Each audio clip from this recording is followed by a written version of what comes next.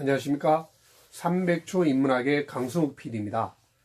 사기열전 읽기, 이번 시간에는 오자서 열전을 읽어볼까 합니다. 이 오자서 열전은 춘추시대 때를 대변하는 가장 대표적인 이야기가 오자서 열전이라고 보면 됩니다. 주로 이제 크게 나누면 춘추시대가 있고, 춘추시대는 춘추오패, 그래서 5개의 강한 나라 이야기가 있고요. 그 중에서 오나라가 굉장히 이야기를 많이 차지합니다. 그 다음에 전국시대로 내려오면 진나라 효공이 상앙을 만나서 변법을 시행을 해서 진시황이 전국을 통일하는 이야기까지를 다루고 있다고 보면 되는데요. 그 앞쪽에 춘추시대를 대표하는 나라는 뭐냐 그러면 오나라라고 보면 크게 무방합니다. 이 오나라의 이야기 중에서 빼놓을 수 없는 사람이 누구냐 그러면 손자병법의 손무, 그 다음에 오기열전, 그 다음에 오자서열전에 이들의 얘기가 나오는데, 이번 시간에는 그 중에서 가장 지금도 많고 풍부한 이야기를 전해주는 와신상담이라든지, 그 다음에 죽은 사람의 무대음을 파헤쳐서 채찍을 가한다든지, 그 다음에 오월동주라든지, 이런 우리가 지금도 많이 쓰는 이야기들 만들어낸 이야기가 바로 오자서 열전에 나오는데, 오자서 열전을 한번 읽어보도록 하겠습니다. 이 오자서는 초나라 사람으로 이름은 운입니다.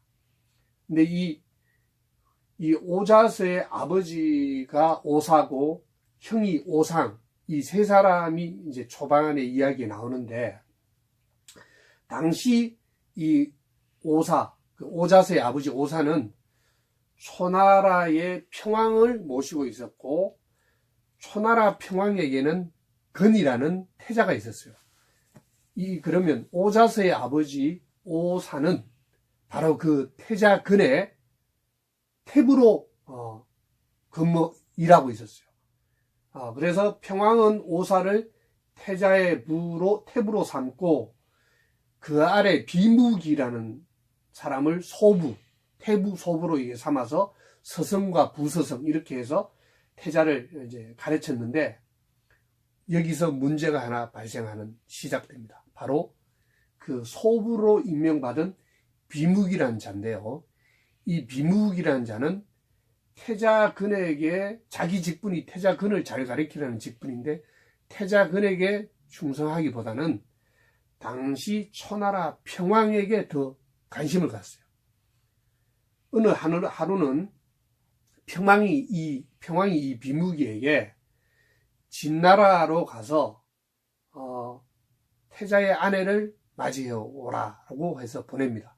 근데 그 태자의 아내를 맞이하러 간 비무기가 보니까 태자의 그 아내를 될 사람이 너무너무 미인인 거예요. 그래서 돌아오면서 꾀를 부립니다. 초나라 평왕한테 가서 뭐라 그러냐면, 진나라 공주가 너무 빼어난 미인이기 때문에 차라리 태자근에게는 다른 아내를 맞아서 결혼하게 하고, 평왕께서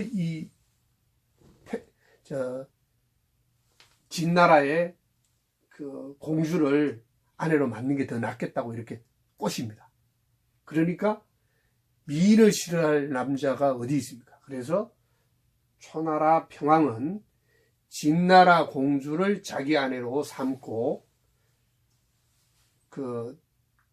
자기 아들 건에게는 다른 사람을 아내로 받아들입니다.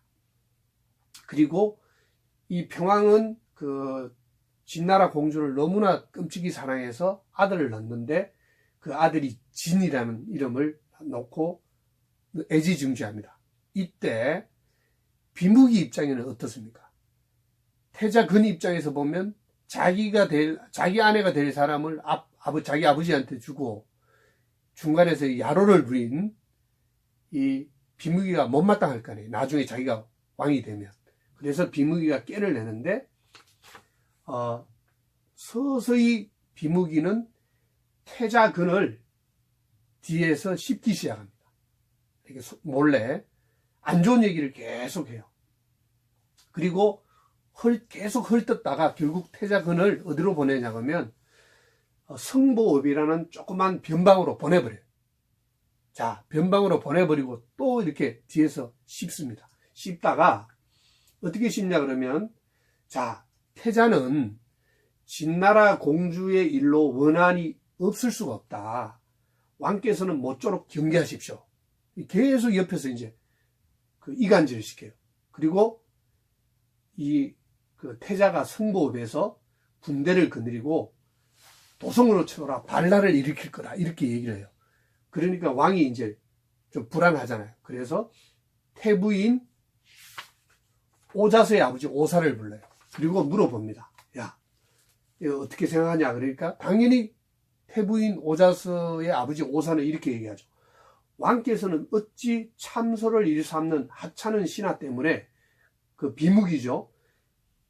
이 하찮은 인간 때문에 골육 같은 자식을 멀리하려고 하십니까? 되게 합리적이고 너무나 일반적인 얘기를 했는데, 그러자 비묵이가 또 말해요. 왕께서 지금 그들을 제어하지 못하면 말날이 일어나 왕께서는 사로잡히게 될 것입니다. 소위 해서 왕에게 두려움을 계속 심으면서 태자근을 경계하게 했죠.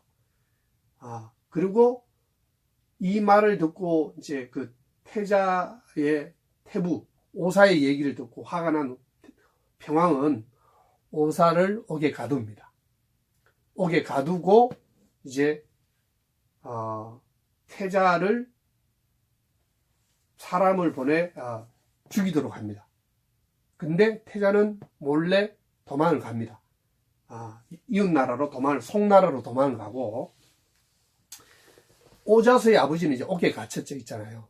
옥에 갇혀 있을 때 이 비묵이는 또 이 얘기를 합니다. 오사에게는 두 명의 아들이 있다고 그랬잖아요. 오자서와 형 오상, 이 두 아들이 있는데, 이 비묵이 뭐라 하냐면, 이 오사에게는 두 아들이 있는데 둘 다 비범하다. 불러서 얘들도 죽여야 된다. 그래서 평왕이 오자서 아들 두 명에게 오라 그럽니다. 오라 그럴 때 오사가 뭐라 그러냐면, 큰아들 오상은 사람 됨됨이가 어지러 내가 부르면 틀림없이 올 거다. 그러나 오자서는 사람됨이 고집스럽고 굴욕을 견딜 수 있어 큰일을 해낼 것인데, 아버지와 자식이 함께 사로잡힐 줄 알고 틀림없이 오지 않을 거라고 그래요. 그리고 사람을 보내서 들어오라. 근데 아니나 다를까, 오상은 아버지가 한 말처럼 이렇게 얘기합니다. 초나라에서 우리 형제를 부르는 것은 아버지를 살려주려고 해서가 아니다. 도망치는 자가 있으면 뒷날에 근심거리가 될까봐 아버지를 볼모로 잡고 아버지와 자식을 함께 죽이려고 한다. 그러니까 나는 그럼에도 불구하고 아버지를 살리기 위해서 나를 부르셨는데 가지 않았다가 나중에 원수도 갚지 못하면 사람들의 웃음거리가 되니까 오상이는 간다고 그럽니다. 그럴 때 오자서는 뭐라고 하냐면, 오상이 오자서에게 뭐라 하냐면, 너는 달아나거라. 너는 아버지와 형을 죽인 원수를 갚을 수 있을 것이다. 나는 아버지가 계시는 곳으로 가 죽음을 맞이하겠다. 오상은 아버지한테로 가고, 오자서는 나중에 복수하기 위해서 도망을 치는데, 우여곡절 끝에 송나라로 먼저 도망을 갔다가 다시 정나라로 갔다가, 그리고 다시 결국은 오나라, 이제 오나라로 들어가게 됩니다. 이 오나라에 들어가서 오자서가 그의 꿈을 펼치게 되는데, 여기서부터 흥미진진한 얘기가 많이 나옵니다. 이 앞쪽의 이야기는 오자서가 그 비무기의 그 협잡과 관계로부터 어떻게 탈출해서 결국 오나라로 오는까지 이야기를 전달해 드렸습니다. 오늘은 여기까지입니다.